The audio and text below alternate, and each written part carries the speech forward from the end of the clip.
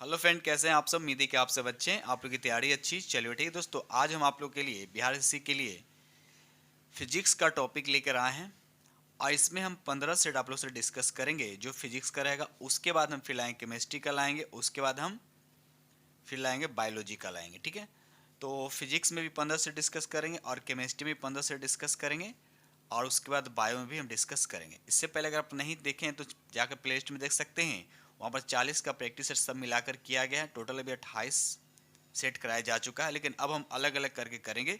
Physics को अलग, chemistry को अलग और बायो को अलग करेंगे। ठीक है, और हर सेट में आपका 40 क्वेश्चन रहेगा। जैसे आज हम सेट नंबर 1 डिस्कस करेंगे तो इसमें आपका भौतिक का 40 क्वेश्चन रहेगा। ठीक है, तो इसी तरह से टोटल हम 15 सेट डिस्कस करें तो सोचिए 15 जो कितना हो गया आपका 60, यानी 600 फिजिक्स का, उसी तरह 600 केमिस्ट्री का, और उसके बाद हम 600 डिस्कस करेंगे आपको बायो का। उम्मीद करता हूँ कि सब आप लोगों को क्या होगा, बेनिफिट होगा। तो वीडियो को लास्ट तक बने रहिएगा और खुद से प्रैक्टिस कीजिएगा कि फिजिक्स के ये 40 जो क्वेश्चन हम डिस्कस करेंगे आप उसमें कितने सही करते हैं। क्योंकि देखिए बिहार एसएससी में 30 क्वेश्चन आप लोग को साइंस में देखने को मिलेगा। ठीक है, 25 से 30 आप लोग को साइंस में देखने को मिलेगा। ठीक है, तो वीडियो को लास्ट तक बने रहिएगा और जो फ्रेंड चैनल पर पहली बार विजिट कर रहे हैं तो चैनल को सब्सक्राइब जरूर कर लीजिएगा। चलिए, ये रहा क्वेश्चन नंबर आपका फर्स्ट, बिल्कुल इजी से स्टार्ट कर रहे हैं। क्वेश्चन नंबर फर्स्ट कहता है तैलीय कागज होता है। आपको बताना तैलीय कागज होता है तो कैसा होता है, आप लोग को पता होगा। इसका राइट आंसर आपका क्या हो जाएगा, पारभाषक। पारभाषक किसको बोलते हैं, इससे लाइट जो है थोड़ा थोड़ा पार करता है। ठीक है ना, इसलिए उसको बोलते हैं हम लोग पारभाषक बोलते हैं। पारदर्शक किसको बोलते हैं, इससे लाइट क्या होता है, आर पार हो जाता है। यहाँ पर लिखा अपारदर्शक क्या होता है, जिससे लाइट पास नहीं करता। ठीक है, चलिए क्वेश्चन नंबर यहाँ पे 2 कहता है कि एक अवतल दर्पण के सामने वस्तु को कहाँ रखा जाए ताकि प्रतिबिंब जो उल्टा बनेगा, वास्तविक बनेगा और समान बनेगा। जब समान लिखे इसका मतलब क्या हुआ कि वस्तु को कहाँ रखेंगे। देखिए अवतल दर्पण की बात किया जा रहा है, तो अवतल दर्पण में वस्तु कहाँ रखेंगे हम, तो सेंटर ऑफ कर्व यानी वक्रता केंद्र पर रखेंगे। तब जाकर वस्तु का इमेज जो बनेगा उल्टा बनेगा, वास्तविक बनेगा। और सबसे मेन बात यहाँ पे लिखा समान बनेगा, तो यहाँ पर राइट आंसर आपका क्या हो जाएगा, वक्रता केंद्र इसका राइट आंसर हो जाएगा। यानी ये आपका राइट आंसर आपका सी। क्वेश्चन नंबर यहाँ पे 3 कहता है कि 1 मिली एम्पियर दे रखा आपका बराबर होता है कितना, तो याद रखिएगा, तो याद करने वाली चीज है। तो यहाँ पर राइट आंसर आपका 1 हो जाएगा 10⁻³ एम्पियर, इसका राइट आंसर हो जाएगा। अगर आपसे पूछेगा 1 मेगा एम्पियर पूछेगा तो 1 मेगा एम्पियर में क्या हो जाएगा आपका, 1 मेगा एम्पियर में 10⁻⁶ आपका 6 हो जाएगा। उसी तरह से पूछेगा 1 माइक्रो एम्पियर में कितना होता है, तो 10⁻⁻6 होता है। ये सब याद रखिएगा। चलिए, ये रहा अगला प्रश्न। देखिए क्वेश्चन नंबर यहाँ पर 4, इंद्रधनुष बनने का कारण क्या है। देखिए, तो इंद्रधनुष की बात किया जा रहा है कि इंद्रधनुष बनने का कारण क्या है, तो यहाँ पर राइट आंसर आपका ए हो जाएगा, पानी की बूंदों से सूर्य का प्रकाश का अपवर्तन और परावर्तन। याद रखिएगा, जो इंद्रधनुष जो है ये अपवर्तन, परावर्तन और पूर्ण आंतरिक परिवर्तन का एक अच्छा सा उदाहरण है। और साथ साथ ये भी याद रखिए कि इंद्रधनुष में क्या होता है, अपवर्तन भी होता है और परावर्तन भी होता है। ठीक है, तो आपका राइट आंसर आपका ए हो जाएगा। अब देखिए इंद्रधनुष 2 तरह के होते हैं, एक होता है प्राथमिक इंद्रधनुष और दूसरा होता है द्वितीय इंद्रधनुष। अगर हम प्राथमिक इंद्रधनुष की अगर बात करते हैं तो इसमें क्या होता है, प्राथमिक इंद्रधनुष में क्या होता है, 2 बार अपवर्तन होता है और 1 बार क्या होता है, परावर्तन होता है। ठीक है, डायरेक्ट क्वेश्चन पूछा जाता है कि प्राथमिक इंद्रधनुष से रिलेटेड आपको ऐसे पूछेगा। और द्वितीय इंद्रधनुष में क्या होता है, 2 बार क्या होता है, अपवर्तन होता है और 2 बार क्या होता है, परावर्तन है। तो किस में हमने बताया, द्वितीय इंद्रधनुष में। ठीक है, चलिए आगे बढ़ते हम लोग। ये रहा अगला प्रश्न। देखिए क्वेश्चन नंबर यहाँ पे 5 कहता है निम्नलिखित में सही संबंध का चयन कर। आपको बताना सही संबंध का चयन करना है।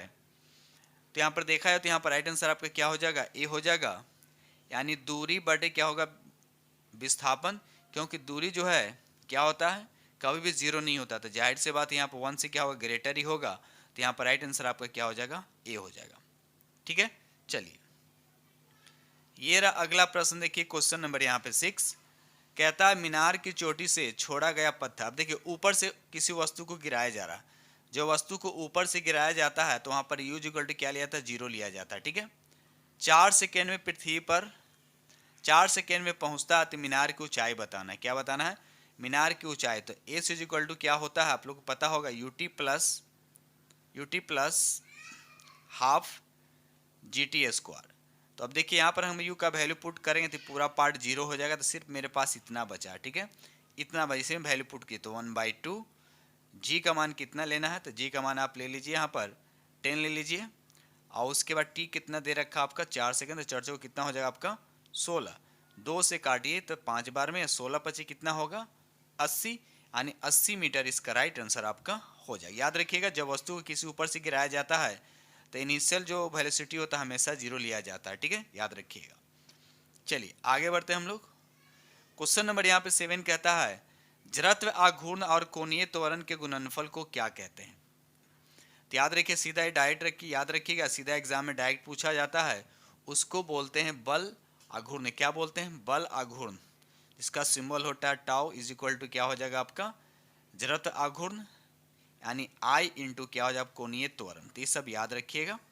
ठीक है, चलिए आगे बढ़ते हैं हम लोग अगले प्रश्न की तरफ। क्वेश्चन नंबर यहाँ पे 8 कहता है एक क्षण के धातु का उष्मा चालकता गुणांक निर्भर करता है, किस पे करता है। तो यहाँ पर देखिए छड़ के सिरों के बीच तापांतर पर नहीं, छड़ की लंबाई पर नहीं, छड़ के परिक्षेप क्षेत्रफल पर नहीं, छड़ के पदार्थ पे। याद रखिए छड़ के पदार्थ पे। तो इसका राइट आंसर आपका 8 का क्या हो जाएगा आपका डी हो जाएगा। ठीक है, चलिए आगे बढ़ते हैं हम लोग। चलिए रहा अगला प्रश्न, देखिए क्वेश्चन नंबर यहाँ पे 9। क्वेश्चन नंबर 9 कहता है कि 60 वाट और 100 वाट के बल्बों के तंतु की एक ही लंबाई है, तब बताना आपको क्या होगा। 100 वाट वाला तंतु मोटा होगा, 60 वाट वाला तंतु मोटा होगा। तो याद रखिए दोनों में सही होगा, तो यहाँ पर राइट आंसर आपका ए हो जाएगा। 100 वाट के जो तंतु वाले जो बल्ब होंगे वो क्या होता है मोटा होता है। साथ साथ ये भी याद रखिएगा कि 100 वाट वाला का रेजिस्टेंस क्या होगा आपका ज़्यादा होगा। ये हो गया 100 वाट वाले के लिए, ये हो गया आपका 60 वाट के लिए। और एरिया क्या हो जाएगा, जाहिर सी बात एरिया क्या हो जाएगा आपका यहाँ पर, एरिया क्या हो जाएगा यहाँ पर आपका, इसका कम जाएगा, इसका हो जाएगा आपका बढ़ जाएगा। ठीक है, तो ये सब चीज़ें आप याद रखिएगा। तो यहाँ पर राइट आंसर आपका क्या हो जाएगा आपका ए हो जाएगा। चलिए ये देखिए अगला प्रश्न देखिए क्वेश्चन नंबर यहाँ पे 10 कहता है वह तरंग जो विद्युत चुम्बकीय तरंग नहीं, आपको बताना है कि इसमें कौन जो है विद्युत चुम्बकीय तरंग नहीं है। देखिए गामा एक विद्युत चुम्बकीय तरंग, क्योंकि इसके निगेटिव कोई चार्ज नहीं होता, ना निगेटिव होता है ना पॉजिटिव होता है। उसके बाद देखिए यहाँ पर एक्सरे किरण भी क्या होता है विद्युत चुम्बकीय तरंग है, और रक्त किरणें भी क्या होता है विद्युत चुम्बकीय तरंग होता है। लेकिन बीटा कण जो होता है ये विद्युत चुम्बकीय तरंग नहीं होता है। याद रखिएगा, तो इस पर क्या होता है निगेटिव चार्ज होता है। ठीक है, साथ साथ ये भी याद रखिएगा कि विद्युत चुम्बकीय तरंग जनरली कितने प्रकार के होते हैं, जनरली वो 7 प्रकार के होते हैं। कौन कौन सा, तो गामा किरण हो गया, एक्सरे हो गया, अल्ट्रा वायलेट हो गया, उसके बाद दृश्य रे हो गया, उसके बाद इंफ्रारे हो गया, उसके बाद माइक्रोवेव और रेडियो वेव। तो ये 7 तरह के क्या होते हैं विद्युत चुम्बकीय तरंग होते हैं। अब विद्युत चुम्बकीय तरंग का मतलब होता है इसको चलने के लिए किसी मीडियम की जरूरत नहीं पड़ता है। ठीक है, चलिए क्वेश्चन नंबर यहाँ पे 11 कहता है दूरदृष्टि दोष के निवारण में प्रयुक्त किया जाता है। देखिए दूरदृष्टि का मतलब जिसको दूर को तो दिखाई देता है लेकिन नज़दीक को दिखाई नहीं देता। तो इस दूर को दूर करने के लिए क्या यूज़ किया जाता है, तो उत्तल लेंस। उत्तल लेंस का उपयोग किया जाता है। यहाँ पर राइट आंसर आपका बी हो जाए, यानी निश्चित फोकस दूरी का उत्तल लेंस का उपयोग किया जाता है। अब देखिए दृष्टि दोष होता कैसे है, दूर दृष्टि में क्या होता है नेत्र गोलक जो होता है ना वह छोटा हो जाता है। जब नेत्र गोलक छोटा हो जाएगा तो उसकी फोकस दूरी क्या हो जाता है बढ़ जाता है। ठीक इसी का उल्टा हम लोग निकट दृष्टि में हमको याद रखना है। ठीक है, निकट दृष्टि में क्या होता है नेत्र गोलक क्या होता है मोटा होता है, जिससे फोकस दूरी क्या हो जाता है छोटा हो जाता है। ठीक है, तो इस तरह से याद रखिएगा। आगे बढ़ते हैं हम लोग।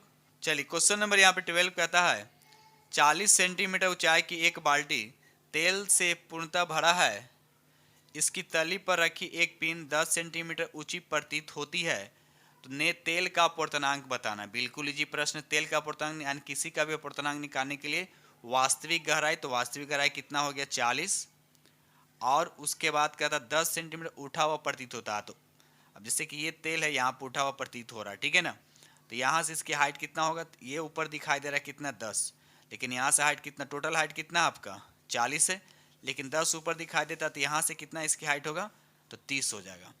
तो 0 से 0 कटिए, 3 से डिवाइड कीजिएगा तो 1.33 इसका राइट आंसर हो जाएगा, यानी ऑप्शन आपका यहाँ पर बी हो जाएगा। ठीक है, चलिए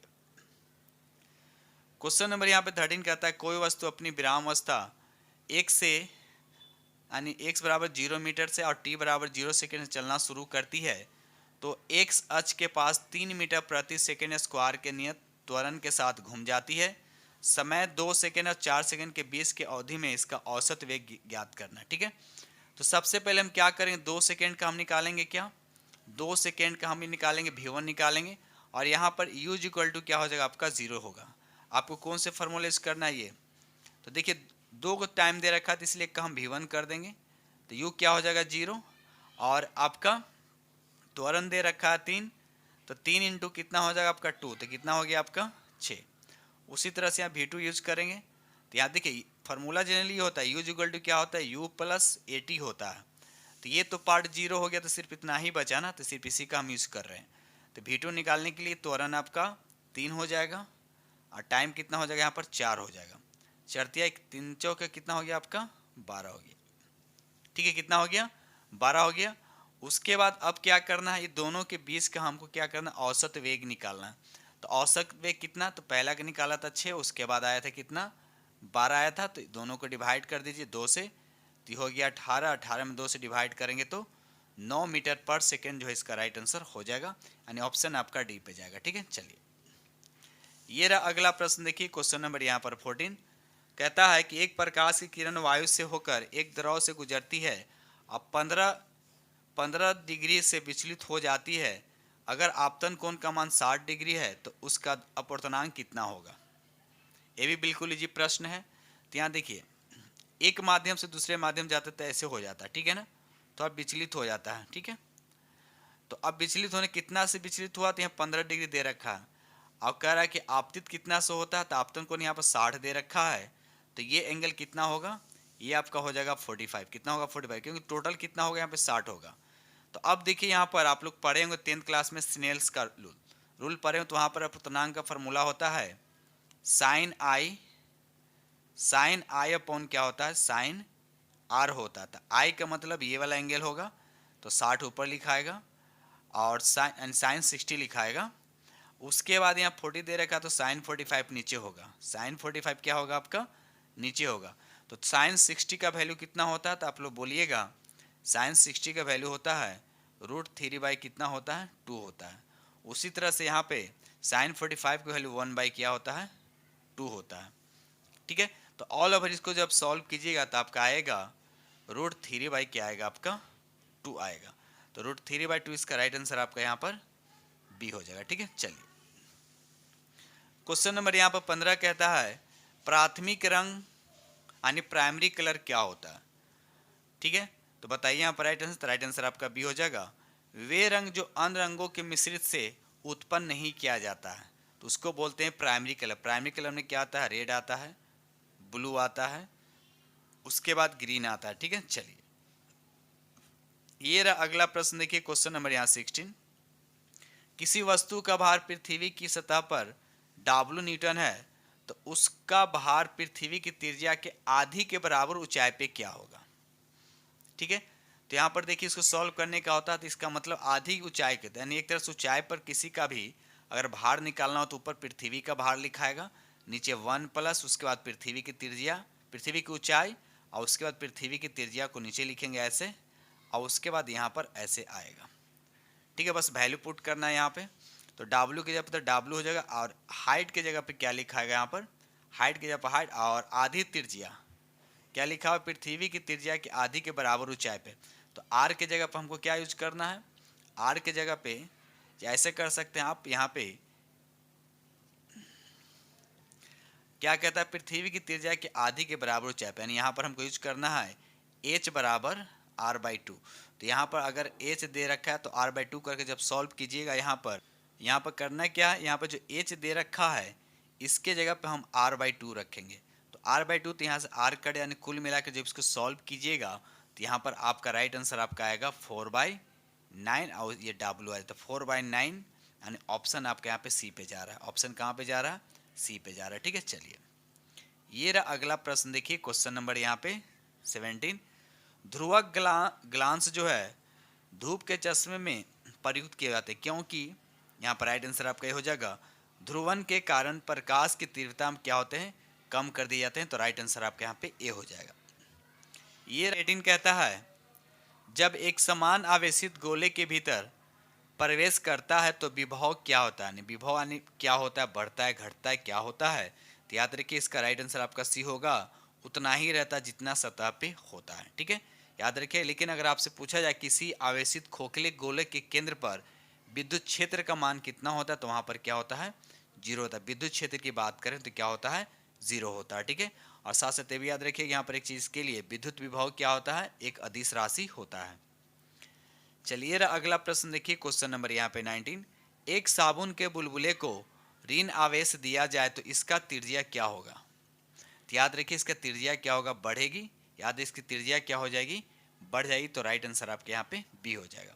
क्वेश्चन नंबर 20 कहता है कि 400, 401, 402 हर्ज आवृत्ति की समान तीव्रता के 3 ध्वनि स्रोत है, प्रति सेकंड सुनाई देने वाली बीटों की संख्या कितना होगा।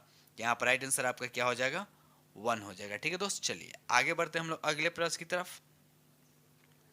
चलिए क्वेश्चन नंबर यहाँ पे 21 कहता है 0.10 आवेश के 15 वोल्ट विभव वाले बिंदु बी से 135 विभव वाले बिंदु ए तक ले जाने में किया गया कार्य आपको निकालना है। ठीक है, तो सबसे पहले क्या करना हमको, देखिए यहाँ पे यहाँ वोल्ट दे रखा है, यहाँ पर दोनों का डिफरेंस कितना होगा, तो आप बोलिएगा 120 आएगा। कितना आएगा, 120 आएगा। ठीक है, तो 120 आएगा। उसके बाद आपको पता है कि कार्य का फॉर्मूला क्या होता है, तो बोलिएगा क्यू इंटू क्या होता है, भी होता है।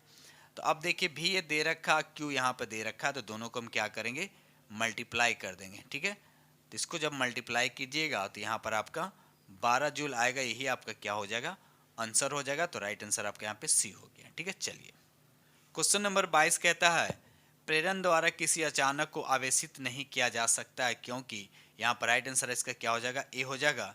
उसमें मुक्त इलेक्ट्रॉन नहीं होते, याद रखिएगा उसमें मुक्त इलेक्ट्रॉन क्या होता है, नहीं होता। तो कोई भी चीज आवेशित तभी होता है जब उसमें क्या होते हैं, मुक्त इलेक्ट्रॉन होते हैं तब। ठीक है, चलिए ये रहा अगला प्रश्न देखिए, क्वेश्चन नंबर यहाँ पे 23। शक्ति का व्यवहारिक मात्रक वाट होता है और एक वाट बराबर क्या होता है, तो आपको पता है एक वाट बराबर क्या होता है, 1 वोल्ट इंटू 1 एम्पियर हो जाएगा। तो यहाँ पर राइट आंसर आपका बी यानी 23 का राइट आंसर आपका यहाँ पे बी हो जाएगा। ठीक है दोस्त, चलिए आगे बढ़ते हैं हम लोग। क्वेश्चन नंबर यहाँ पर 22 कहता है उष्मा उष्मा किस प्रक्रिया द्वारा तीव्र गति से स्थानांतरित होती है, बताइए। 24 का राइट आंसर आपका क्या होगा, तो बताइए किसके द्वारा सबसे तेजी से स्थानांतरित होता है। तो यहाँ पर राइट आंसर आपका सी हो जाएगा, यानी विकिरण के द्वारा। याद रखिएगा विकिरण के द्वारा, क्योंकि विकिरण के लिए किसी माध्यम की आवश्यकता नहीं होती है। ठीक है, और चालन की बात है तो चालन जो होता है सिर्फ ठोस में होता है, किस में होता है, ठोस में होता है। याद रखिएगा चालन जो होता है ये ठोस में होता है। उसके बाद अगर सम्मोहन कहें तो ये होता है आपका द्रव यानी गैस, अद्रव दोनों में होता है। ठीक है, तो याद रखिएगा। और एक क्वेश्चन याद रखिएगा, पारा जो है, पारा किस विधि द्वारा गर्म होता है, तो ये चालन विधि द्वारा गर्म होता है। याद रखिएगा। चलिए आगे बढ़ते हैं हम लोग। क्वेश्चन नंबर यहाँ पे 25 कहता है कि माइकलसन मोर ने प्रयोग आधार बना था, क्या आधार बना था, तो यहाँ 25 का राइट आंसर आपका सी हो जाएगा, ईथर परिकल्पना के पतन का। याद रखिए ईथर परिकल्पना के पतन का इन्होंने बताया था कि निर्वात जो होता है, जिसको हम लोग वैक्यूम बोलते हैं, निर्वात जो होता है उसमें क्या होता है, ईथर होता है। क्या होता है, ईथर होता है। ठीक है, चलिए आगे बढ़ते हैं हम लोग अगले प्रश्न की तरफ। क्वेश्चन नंबर यहाँ पे 26 कहता है विद्युत क्षेत्र विक्षेपित कर सकता है, किसको विक्षेपित कर सकता है, तो यहाँ पर राइट आंसर आपका बी हो जाएगा, अल्फा किरण, क्योंकि ये विद्युत चुंबकीय तरंग नहीं है। बाकी एक्स किरण, न्यूट्रॉन किरण, ये सब क्या एक तरह से बोल सकते हैं ये सब क्या होगा, चुंबकीय तरंग के अंतर्गत आते हैं, क्योंकि ये सब को क्या विक्षेपित नहीं, क्योंकि इस पर कोई चार्ज ही नहीं होता। ठीक है, चलिए आगे बढ़ते हैं हम लोग। क्वेश्चन नंबर यहाँ पे 27 कहता है कि क्रांतिक ताप जो होता है, क्रांतिक ताप जो होता है पर द्रव का पृष्ठ तनाव सरफेस टेंशन जो है क्या होगा। तो यहाँ पर 27 का आंसर याद रखिए, यानी क्रिटिकल टेम्परेचर पे जो सरफेस टेंशन होता है वो क्या होता है, जीरो होता है। क्या होता है, याद रखिएगा जीरो होता है। ठीक है दोस्त, चलिए आगे बढ़ते हैं हम लोग। चलिए ये अगला प्रश्न देखिए, क्वेश्चन नंबर यहाँ पे 28 आपसे पूछा पृष्ठीय तनाव का विमीय क्या होता है। तो पृष्ठ तनाव का फॉर्मूला क्या होता है, यानी होता है एफ बाई क्या होता है, एम होता है। ठीक है, तो इसी बेस पे निकाला जाता है। तो एफ का डायमेंशन फार्मूला कितना होता है, तो याद रखिएगा एम एल टी -2 होता है, और नीचे मीटर दे रखा है, तो इसके लिए एल हो जाएगा। तो आप देखिए एल से एल क्या हो जाएगा, कट जाएगा, तो बचा के यहाँ पर एम टी माइनस टू, तो एम टी माइनस टू, तो ऑप्शन यहाँ पे आपका सी पे जाएगा। ठीक है, चलिए क्वेश्चन नंबर यहाँ पे 29 कहता है कि एक समतल प्लेट के तल का लंबवत उष्मा चालन की दर निर्भर करती है। तो आपको बताने किस पे निर्भर करती है, तो ये प्लेट की मोटाई पे भी निर्भर करता है, प्लेट के क्षेत्रफल पे भी निर्भर करता है, और प्लेट के पदार्थ पे भी निर्भर करता है। तो यहाँ पर राइट आंसर आपका क्या हो जाएगा, डी हो जाएगा। ठीक है, चलिए आगे बढ़ते हैं हम लोग। चलिए ये रहा अगला प्रश्न, देखिए क्वेश्चन नंबर यहाँ पे 30। यदि एक डोरी की कंपन आवृत्ति दुगनी कर दी जाए तो डोरी में तनाव क्या होगा, तनाव होगा पहले से क्या होगा, आधा होगा, ज़्यादा होगा, क्या होगा। तो याद रखिएगा पहले से क्या हो जाएगा, ये आपका 4 गुना हो जाएगा। क्या हो जाएगा आपका 4 गुना हो जाएगा। तो यहाँ पर राइट आंसर आपका डी हो जाएगा। ठीक है दोस्त, चलिए आगे बढ़ते हैं हम लोग अगले प्रश्न की तरफ। चलिए क्वेश्चन नंबर यहाँ पे 31 कहता है संलग्न चित्रों में बिंदु ए और बी के बीच तुल्य प्रतिरोध आपको ज्ञात करना है। तो सबसे पहले हमको देखना है कि यहाँ पर जो दे रखा है ये क्या आपका समांतर श्रेणी में है। तो समांतर श्रेणी का समतुल्य प्रतिरोध कैसे निकाला था, तो 1/2 और 1/2 दोनों तो 2 दे रखा है। जब इन दोनों को आप जोड़िएगा तो क्या बन आएगा, 1 आएगा। अब ये 1 और ये दोनों मिलकर क्या हो जाएगा, ऐसे हो जाएगा, ऐसे हो जाएगा यहाँ पर ऐसे। तो ये हो गया 1, ये हो गया आपका 2, अब ये हो गया आपका सीरीज में, यानी श्रेणी क्रम में होगा। तो श्रेणी क्रम में क्या होता है, डायरेक्ट ऐड कर दिया तो 2 और 1 कितना हो जाएगा आपका 3 हो जाएगा। तो ये तुल्य प्रतिरोध आपका टोटली यहाँ पर राइट आंसर आपका बी हो जाएगा। ठीक है दोस्त, चलिए आगे बढ़ते हैं हम लोग अगले प्रश्न की तरफ। चलिए ये रहा अगला प्रश्न, देखिए क्वेश्चन नंबर यहाँ पे 32। फ़ारेनहाइट पैमाने में शुद्ध जल का क्वथनांक कितना होता है। तो आपको पता है कि 0 डिग्री, अगर हम इस सेल्सियस की बात करते हैं तो सेल्सियस में क्या होता है, 0 डिग्री से कितना होता है, 180 डिग्री होता है। लेकिन आपसे पूछा फ़ारेनहाइट में शुद्ध जल का क्वथनांक कितना होता है, तो शुद्ध जल का क्वथनांक कितना होता है, 100 डिग्री सेल्सियस होता है। आज 0 डिग्री बराबर क्या होता है, 32 डिग्री फ़ारेनहाइट होती है, याद रखिएगा। उसी तरह से इसका डायरेक्ट अगर याद है तो ठीक है, नहीं तो कन्वर्ट करके निकाल सकते हैं। तो यहाँ पर 100 डिग्री सेल्सियस बराबर कितना हो जाएगा, 212 डिग्री फ़ारेनहाइट क्या हो जाएगा, आपका आंसर हो जाएगा। अगर आपको उसको केल्विन में पूछेगा तो 1 डिग्री सेल्सियस में कितना केल्विन होता है, तो 273 होता है। और 273 में अगर हम 100 को और ऐड कर देंगे तो 373 हो जाएगा। ये केल्विन में हो जाएगा, लेकिन आपसे पूछा है फ़ारेनहाइट में, तो इसलिए यहाँ पर राइट आंसर आपका क्या हो जाएगा, डी हो जाएगा। ठीक है, चलिए आगे बढ़ते हैं हम लोग। क्वेश्चन नंबर यहाँ पे 33 कहता है, ये आपका हर्ट्ज दे रखा है, आवृत्ति का प्रकाश का अपवर्तनांक कितना माध्यम में चल रहा है, तो उसका तरंग दैर्घ्य आपको निकालना है। तो तरंग दैर्घ्य निकालने का एक फार्मूला होता है, v इक्वल टू क्या होता है, एन और लेमडा होता है। क्या होता है, v एन लेमडा, एन होता है फ्रीक्वेंसी, आइए ये हमको निकालना है। बात समझ में आया। तो सबसे पहले हम क्या करें, उस माध्यम का स्पीड निकालेंगे। क्या निकालेंगे, स्पीड निकालेंगे। तो स्पीड निकालने के लिए आपको इसका यूज़ करना है, अपवर्तनांक का यूज़ करना है। क्या यूज़ करना है, अपवर्तनांक का यूज़ करना है, और प्रकाश की चाल का यूज़ करना है। तो अगर वेलोसिटी निकालना है तो ऐसे निकालना पड़ेगा, सी अपॉन क्या हो जाएगा, सी, और यहाँ पर हो जाएगा म्यू, क्या हो जाएगा आपका, यहाँ पर आ जाएगा म्यू हो जाएगा, यानी वेलोसिटी इक्वल टू क्या हो जाएगा, सी अपॉन क्या हो जाएगा, म्यू। सी हो जाएगा प्रकाश की चाल। तो प्रकाश की चाल कितना होता है, 3 × 10⁻⁴ कितना होता है, 8 होता है। और इसका अपवर्तनांक कितना दे रखा है, तो 1.5 दे रखा है, कितना 1.5। जब इसको आप सॉल्व कीजिए तो वेलोसिटी कितना आएगा आपका, 2 × 10⁻⁴ कितना आएगा आपका, 8 आएगा। ठीक है, अब हम इसको यूज़ करेंगे, यहाँ पर वैल्यू पुट करेंगे, और उसके बाद फ्रीक्वेंसी आपको दे रखा है कितना, 5 × 10⁻14, यानी ये ऊपर लिखाएगा और ये आपका नीचे लिखाएगा। तो कुल मिलाकर ऐसे लिखेंगे, 2 × 10⁻⁴ क्या हो जाएगा, 8 ऊपर हो जाएगा, और ये जो आपका क्या होगा, नीचे लिखाएगा। ठीक है, जब इसको आप सॉल्व कीजिएगा तो आपका लेमडा यानी तरंग दैर्घ्य आपका निकल कर आ जाएगा। जब इसको सॉल्व कीजिएगा ऑल ओवर तो यहाँ पर आएगा, एंगस्ट्रम में आंसर दे रखा है। तो जब देखिए 1 एंगस्ट्रम में कितना होता है, 1 एंगस्ट्रम में 10⁻⁻ कितना होता है, -10 मीटर होता है। ठीक है, तो जो आंसर आएगा उसको एंगस्ट्रम में कन्वर्ट करके लिखना है। तो यहाँ पर आपका आएगा 4000 एंगस्ट्रम आएगा। तो राइट आंसर आपका यहाँ पे डी हो जाएगा।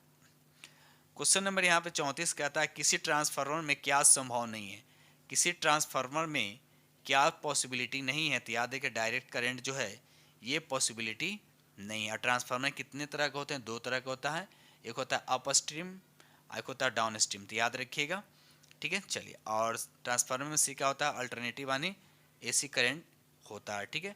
ट्रांसफार्मर का काम क्या होता है? वोल्टेज को घटाना और बढ़ाना। आगे बढ़ते हैं हम लोग। क्वेश्चन नंबर यहाँ पे 35 कहता है जब बर्फ पिघलती है तो क्या होता है? देखिए, जब जब बर्फ पिघलती है तो उसका आयतन क्या हो जाता है? घट जाता है। तो यहाँ पर राइट आंसर आपका बी हो जाएगा। अब यहाँ पर सवाल ये है कि जब टेम्परेचर को बढ़ाएंगे तो साथ साथ क्या होता है? बर्फ का घनत्व भी क्या होता है? बढ़ता है। लेकिन कब तक बढ़ता है? 4 डिग्री सेंटीग्रेड पे। इसलिए तो हम बोलते हैं कि 4 डिग्री सेंटीग्रेड पे पानी का जो घनत्व होता है वह अधिकतम होता है। उसके बाद अगर टेम्परेचर बढ़ाएंगे तो घनत्व क्या हो जाएगा आपका? घनत्व क्या होगा? घटेगा, और आयतन क्या हो जाएगा आपका? बढ़ जाती है। इसलिए याद रखिएगा, पानी का जो घनत्व होता है वह 4 डिग्री सेंटीग्रेड पे आपका मैक्सिमम होता है। तो यहाँ पर राइट आंसर आपका क्वेश्चन के अकॉर्डिंग यहाँ पर राइट आंसर आपका बी हो जाएगा। क्वेश्चन नंबर यहाँ पे 36 कहता है कि पेंडुलम घड़ी की तीव्र गति से चल सकती है। आपको तीव्र गति से कब चला, यानी घड़ी फास्ट कब होता है? तो याद रखिए, विंटर सीजन से अभी विंटर सीजन का समय चल रहा है तो घड़ी क्या होते हैं? थोड़ा फास्ट होता है। तो यहाँ पर राइट आंसर आपका बी हो। अब फास्ट क्यों होता है? तो याद रखिए, सर्दियों में मौसम तापमान कम होने से लोलक की लंबाई क्या होता है? लेंथ क्या होता है? घट जाता है। जब लेंथ घट जाता है तो आवर्तकाल क्या होता है? ये घटेगा, लेंथ घटेगा तो आवर्तकाल क्या हो जाता है? बढ़ जाता है। और आवर्तकाल बढ़ने का मतलब क्या होता है? जो घड़ी होता है वह क्या हो जाता है? फास्ट हो जाता है। इसी तरह से समर सीजन में इसका उल्टा होता है। समर सीजन में क्या होता है? एल क्या होता है? बढ़ जाता है। इसीलिए आवर्तकाल क्या हो जाता है? यहाँ पे घट जाती है। समर सीजन की बात कर रहे हैं, और समर सीजन में जो घड़ी क्या हो जाती है? सुस्त हो जाती है। तो याद रखिएगा, दोनों फैक्ट आप याद रखिएगा। चलिए आगे बढ़ते हैं हम लोग।